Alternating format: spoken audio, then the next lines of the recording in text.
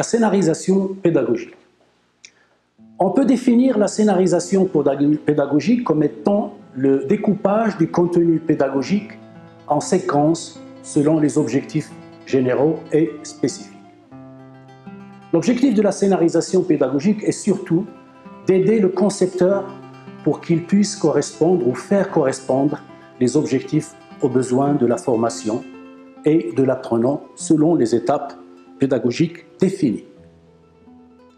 La scénarisation est donc avant tout un travail de conception de contenu, d'organisation des ressources, de planification de l'activité et des médiations pour accompagner l'apprentissage. Alors, quels sont les objectifs de ce module? Alors, à la fin de ce module, vous serez capable de connaître les principales étapes de la scénarisation pédagogique dans un contexte de formation en ligne en particulier, identifier les types d'activités et de ressources utilisables en ligne, identifier les outils auteurs disponibles. Alors, les étapes de la scénarisation. Alors, la première étape consiste à découper son contenu de cours en unités pédagogiques. C'est ce qu'on appelle le scénario global. Alors, chacune de ces unités sera ensuite scénarisée. Alors, en fonction de son objectif pédagogique, on détermine les activités qui permettront d'atteindre l'objectif et l'on conçoit les ressources nécessaires à la réalisation de ces activités. Découper son contenu en unités homogènes, ce qu'on appelle les grains pédagogiques. Concevoir le scénario de chaque grain, donc les activités qui permettront d'atteindre l'objectif. Créer des ressources qui permettront de réaliser ces activités. Alors, commençons par le scénario global du cours. Alors, cette étape consiste à découper votre cours en unités pédagogiques, des leçons, des modules, des chapitres. On utilise le terme générique de grains pédagogiques. Alors, bien sûr, ce découpage est probablement déjà réalisé, au moins en partie, dans votre synopsis ou votre programme de formation. Alors, il a pour point de départ une analyse des besoins. Quels sont les objectifs? Quels sont les contenus pédagogiques? Quelles sont les modalités de formation? Quel est le public cible? Et quelles sont ses caractéristiques? Niveau, compétences, etc. Quelles seront les situations pédagogiques? Donc, lorsqu'on parle de grains pédagogiques, on parle de granularisation. Alors la granularisation, c'est simplement le découpage du cours en unités appelées grains pédagogiques. Alors, cette granularisation correspond donc au fait de structurer entièrement le contenu de la formation. Alors, qu'est-ce qu'on entend par grain pédagogique? Donc, dans le sens pédagogique du terme, c'est tout simplement le plus petit élément dans lequel on découpe un cours ou un programme de formation. Alors, le grain pédagogique correspond à un objectif pédagogique bien identifié. Il constitue en lui-même une unité cohérente et autonome. Ensuite, il contient l'ensemble du contenu et des activités pédagogiques pour atteindre l'objectif.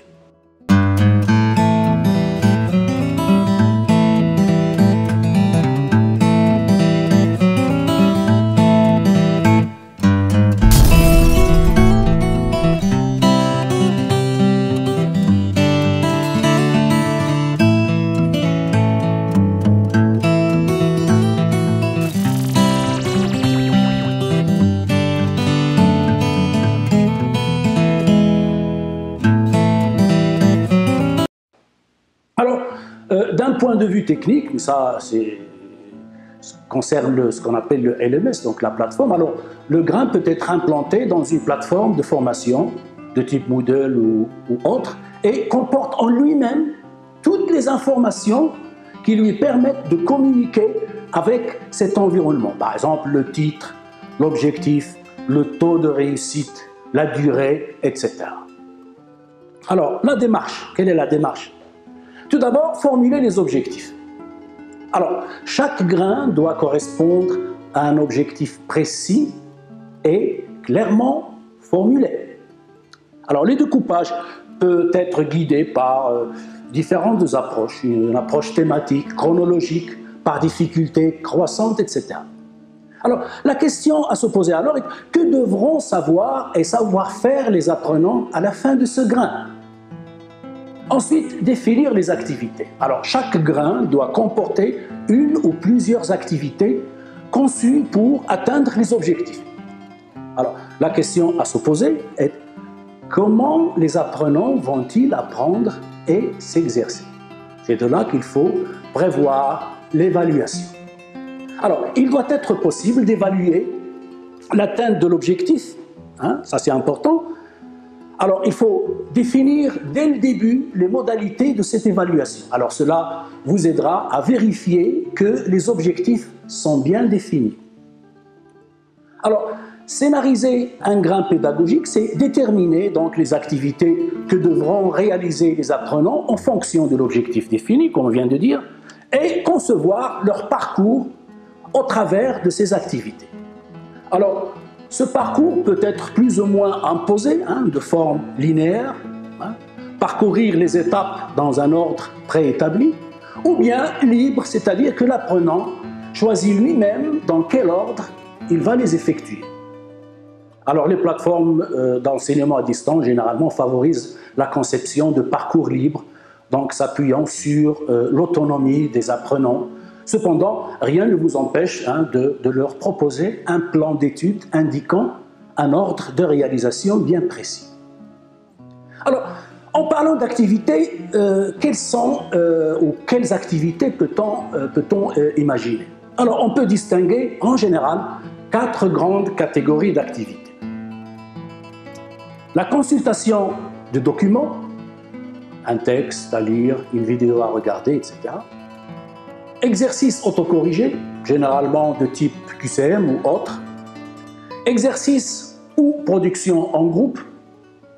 Et enfin, exercices corrigés par le formateur. Alors, quelques exemples pour chaque catégorie. Les activités de consultation, on peut par exemple étudier un document, en prendre connaissance. Texte, ce document peut être sous forme de texte, de vidéo, ou bien de simulation, ou bien d'animation.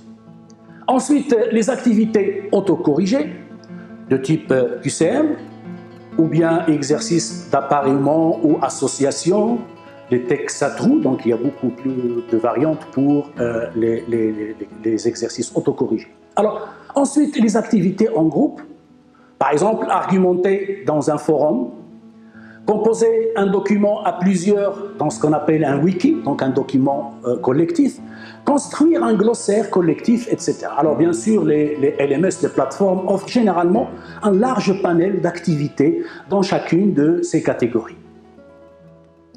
Alors les outils auteurs, en ce sens, servent beaucoup à concevoir des ressources pédagogiques multimédia. Alors ils permettent aussi de créer des parcours pédagogiques structurés. Ils permettent aussi de créer des tests et des exercices. Et ils permettent aussi des présentations enrichies de commentaires audio et d'interactions. Ils permettent également des tutoriels à partir de captures d'écran. Ils permettent des animations, des vidéos interactives et j'en passe. Alors, bien sûr, il existe de nombreuses solutions plus ou moins onéreuses, sous forme de services web ou de logiciels installés. Voilà que nous favorisons généralement les outils open source ou bien les ressources éducatives libres, donc qui ne demandent pas de moyens matériels. Alors, quelques conseils à ce sujet. Alors, pour réussir votre scénario pédagogique, d'abord, la conception des contenus. Alors, ne surchargez pas vos pages. C'est-à-dire que l'information doit être lisible, claire, et contenir des repères visuels pour en faciliter la lecture. Ensuite, la variété des médias permet de rendre la ressource plus attrayante et renforce l'efficacité pédagogique. mais il faut veiller à leur cohérence et à leur pertinence. C'est-à-dire que chaque élément présent doit avoir du sens pour l'apprenant et servir l'objectif pédagogique. En ce sens, il faut éviter des éléments parasites sans rapport directement avec le contenu. Ensuite, éviter d'avoir plusieurs médias actifs en même temps. Par exemple, une animation et une vidéo ou un texte à lire et un commentaire audio différent. Ensuite, chaque apprenant doit pouvoir réaliser l'activité à son rythme. C'est-à-dire, dans le cas d'une vidéo ou d'un son, par exemple, il faut prévoir une barre de commande permettant de faire une pause, de revenir au début, etc. Alors, les activités autocorrigées également, il faut bien les soigner, donc elles occupent une place importante dans les dispositifs de formation, en ligne surtout. Alors, elles permettent de s'approprier les contenus au-delà de la simple prise d'information. Ils permettent également de vérifier sa progression dans un contexte où les retours directs de la part du formateur ne sont pas toujours possibles, notamment le cas des MOOC. Alors les consignes doivent être précises et explicites. Il faut éviter également les formulations ambiguës ou doublement négatives, comme par exemple « laquelle de ces propositions n'est pas incorrecte ». Alors les questions doivent aussi correspondre à l'objectif et au niveau annoncé. Donc éviter par exemple des questions pièges qui ne feraient que décourager les apprenants. Alors dans le cas d'un QCM, la bonne réponse ne doit pas sembler évidente, du simple fait de sa formulation. Ensuite, rédiger avec soin les rétroactions, ce qu'on appelle les feedbacks. Ce sont les commentaires affichés en retour des réponses données. Alors justement, à propos de ces rétroactions ou ces feedbacks, il faut les formuler de façon constructive. Non pour stigmatiser une erreur, mais pour permettre de la corriger et de progresser. En ce sens, il faut apporter des éléments de compréhension, inviter à revoir une partie du cours, etc. Alors, ces rétroactions prennent une importance toute particulière lorsque les activités sont conçues dans un objectif de découverte. Donc, ils vont, par exemple, susciter l'intérêt, donner des informations complémentaires, etc. Voilà donc, en gros, pour les conseils. Bien sûr, il y en a d'autres, mais c'est là l'essentiel à respecter si on veut réaliser un scénario pédagogique exhaustif. Merci de votre attention.